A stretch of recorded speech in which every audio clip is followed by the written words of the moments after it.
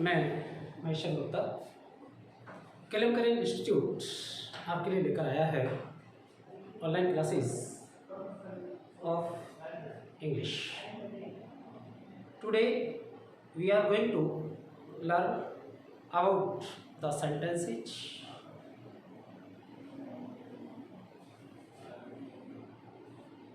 sentence.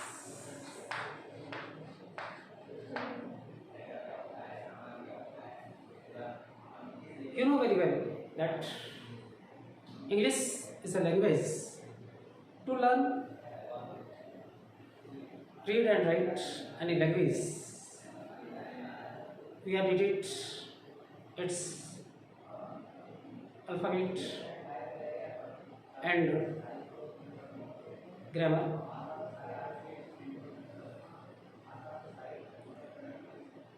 Grammar में एक सीधा सा टॉपिक है हमारा sentence.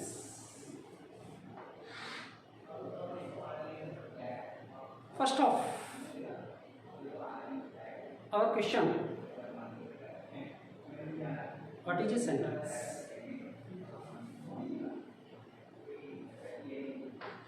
A sentence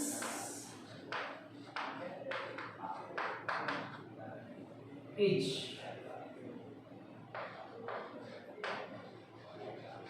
a group of words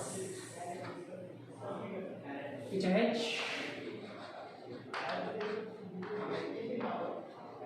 complete sense.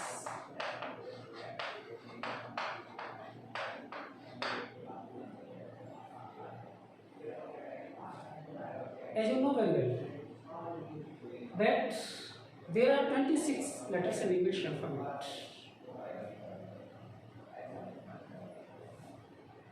Alphabet से हम लोग वर्ड्स बनाते हैं और वर्ड से सेंटेंस। तो सेंटेंस क्या है? शब्दों का एक समूह। शब्दों का एक समूह अर्थात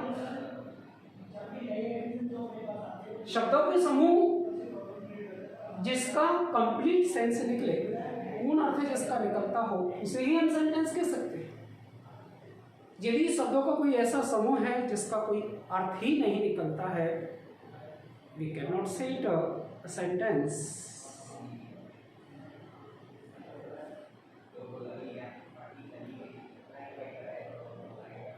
A sentence is a group of words. यानी सेंटेंस क्या है? शब्दों का समूह। आगे हमने लिखा विच हैज कंप्लीट सेंस, जिसका पूर्ण अर्थ निकलता है।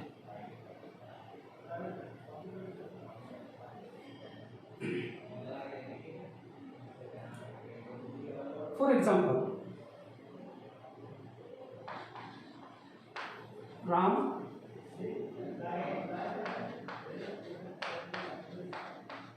goes to school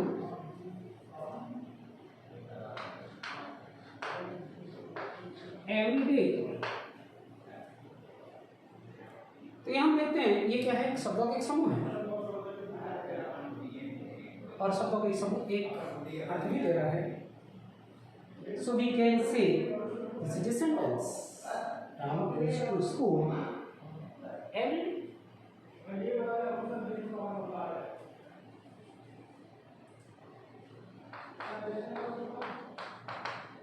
Most of the countries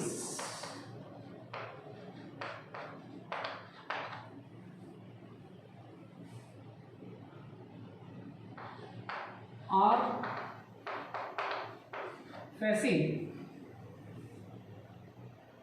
the dangerous disease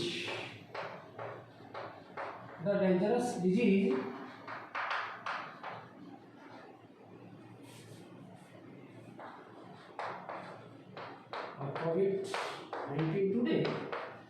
आज अधिकांश जो देश हैं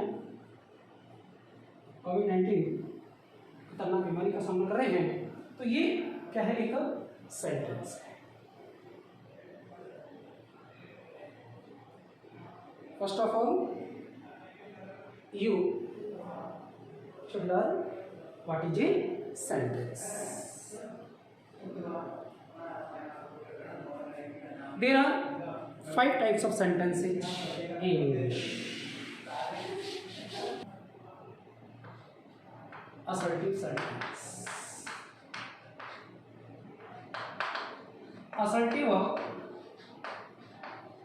सेंटेंस, असर्टिव इसको स्टेटमेंट सेंटेंस भी हम कह सकते हैं, अर्थात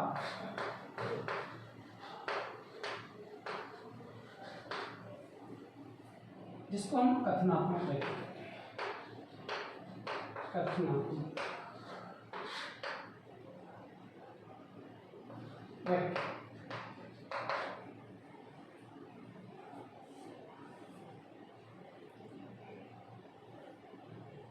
ये कथनात्मक वाक्य, इसको हम उस वेरे में लेकर चलते हैं। एक वर्णात्मक, क्रियात्मक,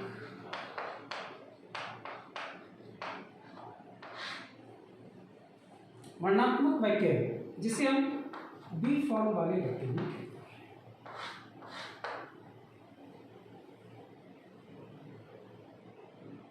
We shall learn about it later. तो फर्स्ट टाइप हमारा कौन सा हो गया सेंटेंस का? Assertive sentence. असर्टिव सेंटेंस के बाद दूसरे प्रकार का जो सेंटेंस हमारा आता है इंटरोगेटिव सेंटेंस।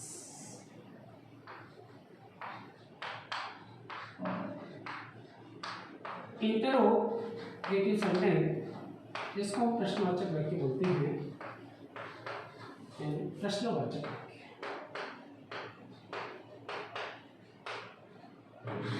प्रश्नवाचक वाक्य। तीसरा इंपेरेटिव सेंटेंस,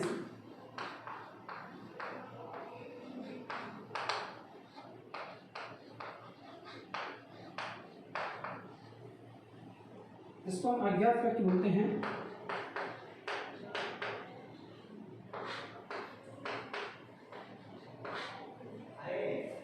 चौथा होता है ऑब्जेक्टिव सेंटेंस,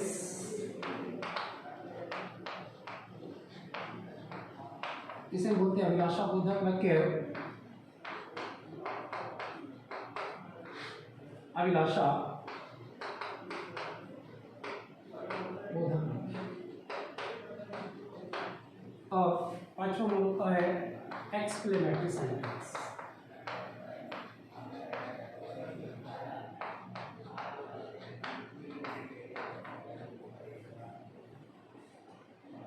एनिमेशन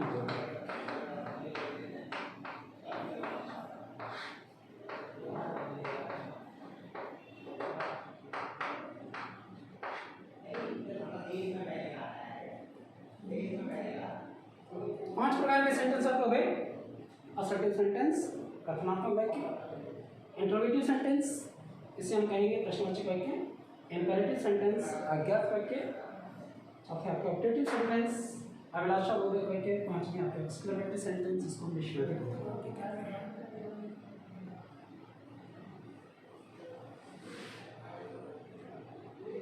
तो वर्णात्मक वो वाक्य होते हैं जिसमें किसी भी प्रकार की कोई क्रिया कार्य नहीं करती है, क्रिया नहीं होती है। इन वाक्यों को हम बी फॉर्म वाले वाक्य भी कहते हैं। तो हमारे पास असर्टिव सेंटेंस दो प्रकार के बने, एक वर्णात्मक और दूसरा क्रियात्मक। वर्णात्मक बी फॉर्म सेंटेंसेस भी कहते हैं, इसको be form sentences. Today we are going to learn about B form sentences.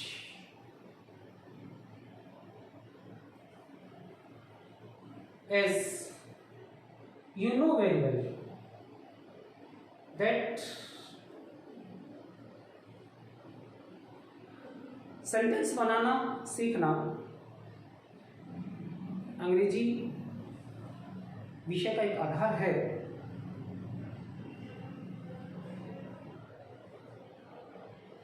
Translation सीखना हमारे लिए बहुत जरूरी है और ट्रांसलेशन में बी फॉर्म वाले वाक्यों का एक बहुत बड़ी भूमिका होती है। आप जानते हैं बी जिसका मतलब होता है बी मीन्स होना। इसकी जो फर्स्ट फॉर्म है इज एन, सेकेंड फॉर्म बस, और थर्ड फॉर्म होती है इसकी बी। इजेमा, वाजवर और is am are. As you know very well that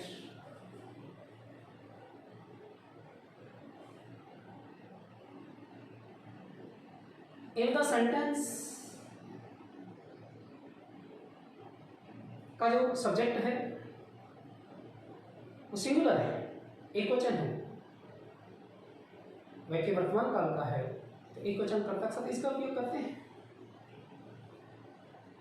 आई के साथ एम और बहुवचन कर्ता होने पर आप का प्रयोग करते हैं। ठीक इसी प्रकार से भूतकाल का वाक्य होने पर एक वचन कर्ता के साथ वाच और बहुवचन कर्ता के साथ वर का प्रयोग करते हैं।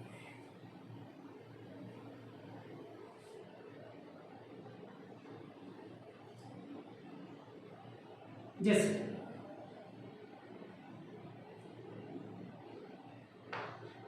मेरा देश महान है,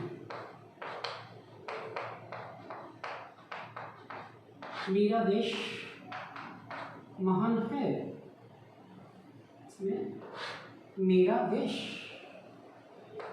माय कंट्री, महान है, को बता रहा है यानी वर्तमान को बताता है, वर्तमान को बता रहा है, मीन्स इस वाक्य में इसे बार हम क्या करेंगे, सब्जेक्ट हमारे पास क्या है, my country, that is singular person.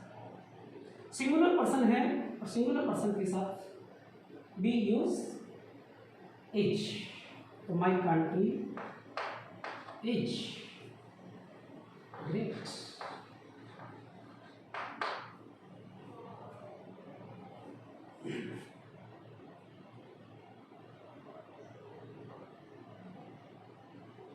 परिश्रम,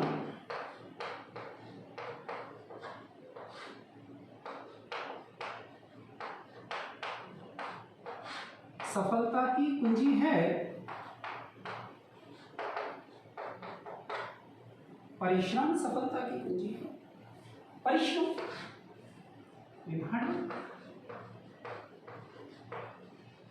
परिश्रम मीन्स हार्ड वर्क, सब्जेक्ट क्या है, सिंगुलर, कल वर्क के लिए हमने इज, हार्ड वर्क इज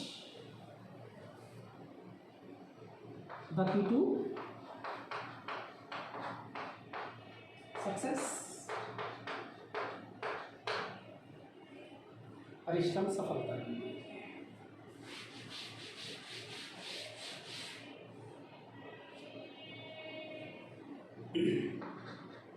ईश्वर एक है, ईश्वर एक है। इस सेंटेंस देखिए कोई क्रिया हो रही है, नहीं होगी ना, किसी प्रकार की कोई क्रिया इस वाक्य में नहीं हो रही। ईश्वर गॉड, एपिगोल के लिए में is, God is one, God is one, ईश्वर एक।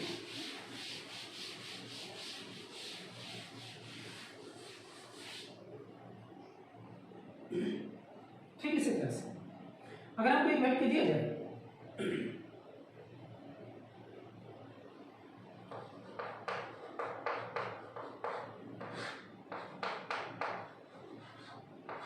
महात्मा गांधी अहिंसा के पुजारी थे,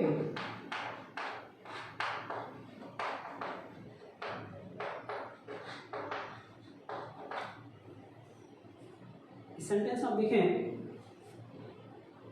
सब्जेक्ट पे हमारे क्या है, महात्मा गांधी, तो महात्मा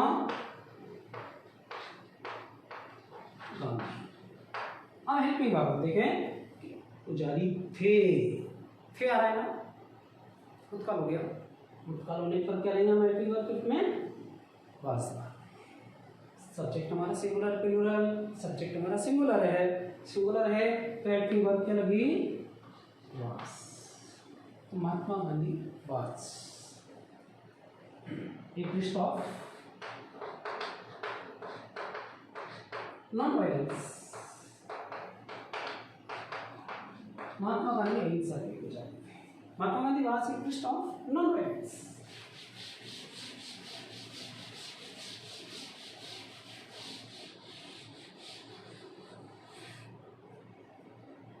ठीक इसी तरह से स्वामी विवेकानंद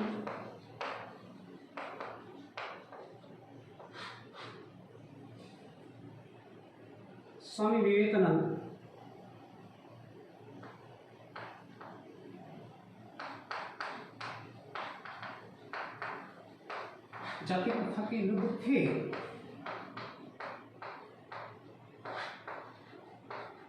इसमें आप देखें सब्जेक्ट में स्वामी विवेकानंद, अब थे भूतकाल को बता रहा है तो was, Swami Vivekananda was against Pakistan.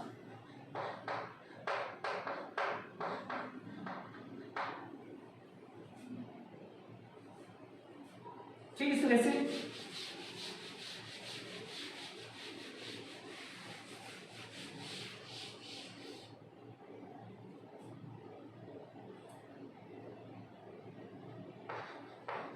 वह एक अच्छा खिलाड़ी है,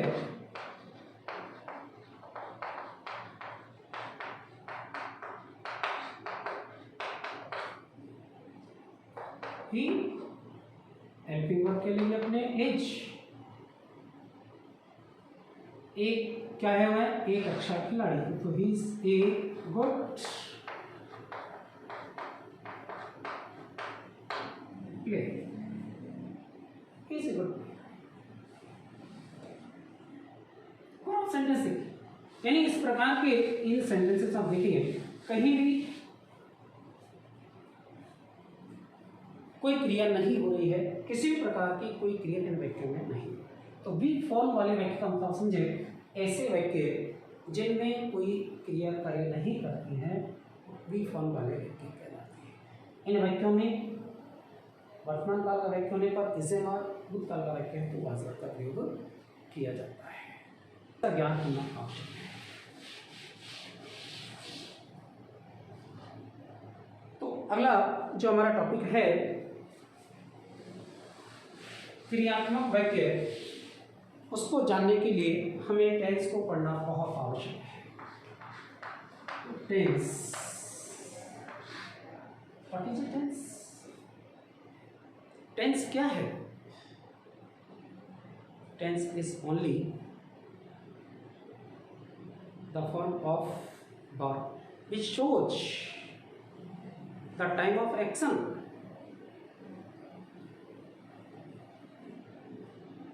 टेंस क्या है? क्रिया का वह रूप जो हमें यह बताता है कि कर्ता ने उस कार्य को कब किया है, वर्तमान में किया है, भूतकाल में किया है, भविष्य में करेगा। टेंस जैसा आप जानते हैं टेंस अंग्रेजी में 3 होते हैं। नंबर 1 प्रेजेंट, जिसको हम वर्तमान काल कहते हैं, प्रेजेंट टेंस, इसे कहा जाता है वर्तमान काल। दूसरा आपका होता है पास्ट टेंस, जिसे कहा जाता है भूतकाल। तीसरा आपका होता है फ्यूचर टेंस, जिसे कहा जाता है भविष्य।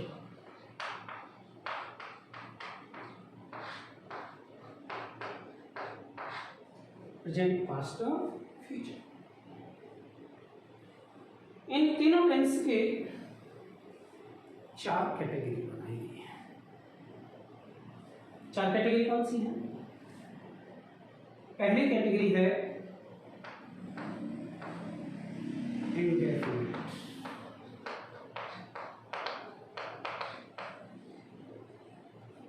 जैसा कि नाम से पता है इंडेफिनिट यानी जो चीज डेफिनेट नहीं है, निश्चित नहीं, अनिश्चित है, अर्थात जिसमें समय का कोई बंधन नहीं है, डेफिनेट नहीं है, ठीक है।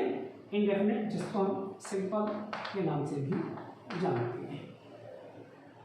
दूसरा आपका टेंस होता है, टेंस का जो दूसरा पार्ट है सी का, वह है कंटिन्यूअस। इस कंटिन्यूअस को प्रोग्रेसिव के नाम से भी जानते हैं। कंटिन्यूअस को प्रोग्रेसिव भी कहा जाता है। तीसरी जो कैटेगरी आपकी होती है परफेक्ट, और चौथी जो कैटेगरी आपकी होती है परफेक्ट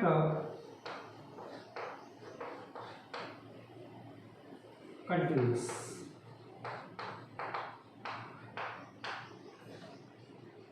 परफेक्ट कंटिन्यूअस जिसको अपन परफेक्ट प्रोग्रेसिव टेंस भी कहते हैं। Perfect progressive, you can see that there are 3 types of tenses in English: present, past and future. Each tense has 4 categories.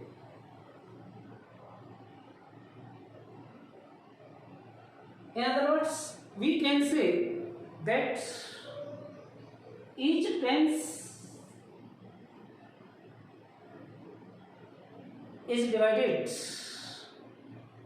into 4 categories. The first is indefinite, continuous, perfect and perfect continuous. Present के साथ इनको जोड़ दिया जाता है present indefinite, present continuous, present perfect, present perfect continuous. ठीक इसी प्रकार से इनको पास्ट के साथ जोड़ जाता है past indefinite, past continuous, past perfect, past perfect continuous. ठीक ऐसे फ्यूचर के साथ जोड़ देते हैं future indefinite, future continuous, future perfect, future perfect continuous.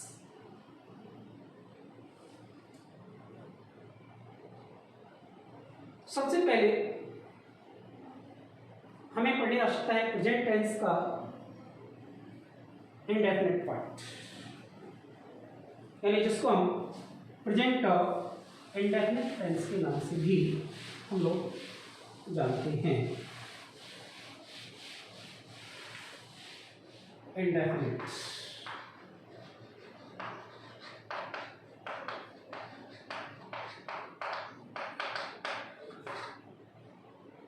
इसको सिंपल प्रेजेंट के नाम से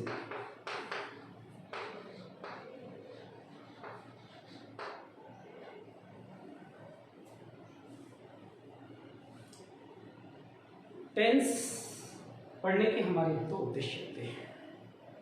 पहला उद्देश्य हिंदी से अंग्रेजी ट्रांसलेशन सीखना, हिंदी से हम अंग्रेजी में ट्रांसलेट कर सकें, इसके लिए हमें टेंस का ज्ञान होना आवश्यक है।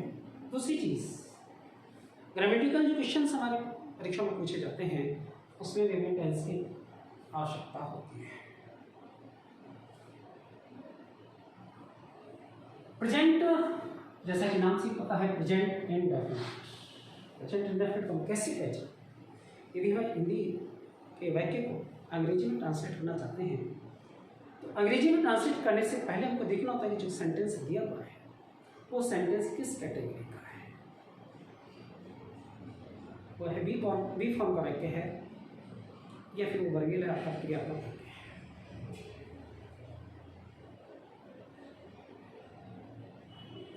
ठीक ऐसे ही प्रेजेंट टेंस को पहचान के लिए भी कुछ बातें मैं यहाँ पर बता रहा हूँ। प्रेजेंट इंडेफिनिट टेंस कैसे पहचान? सबसे पहले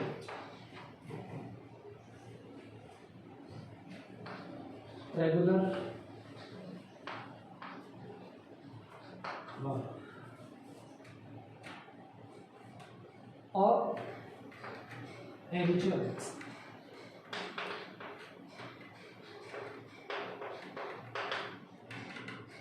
अर्थात इसको हम कहें कि नियमित कार्य, नियमित या आदतन रूप से होने वाला कार्य।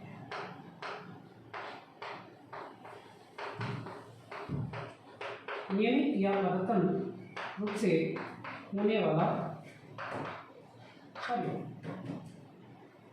यदि कोई भी कार्य जो रेगुलर हो रहा है या किसी कार्य के अंदर किसी प्रकार की कोई हैबिट है, कोई आदत है, तो वह प्रेजेंट इंडेफिनिट टेंस को बताता है।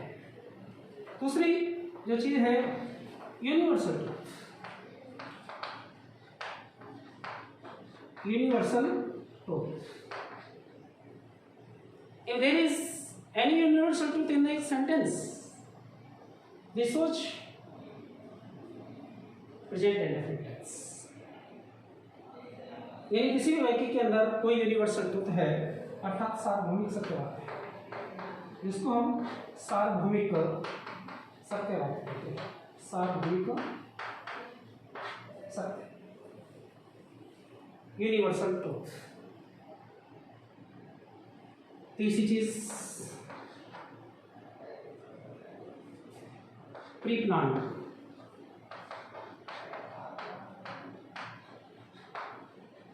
वर्क इन फ्यूचर, यानी भविष्य में पूर्व निर्धारित कार्य। पूर्व निर्धारित कार्य कि कोई भी कार्य जो भविष्य में होने वाला है लेकिन उसका निर्धारण पहले हो चुका है, पहले से ही वह होना तय है, ऐसे वाक्य को भी प्रेजेंट इंडेफिनिट टेंस में व्यक्त किया जाता है। चौथी चीज अगर हम देखें, किसी भी वाक्य के अंदर किसी प्रकार की कोई मैथमेटिकल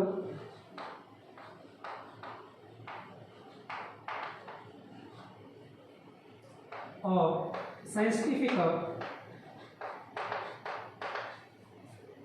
फैक्ट यदि वाक्य के अंदर है, अर्थात गणितीय या वैज्ञानिक तथ्य, गणितीय या वैज्ञानिक तथ्य यदि किसी वाक्य में है, वह भी प्रेजेंट इंडेफिनिट टेंस को बताता है। और पांचवा हमारा है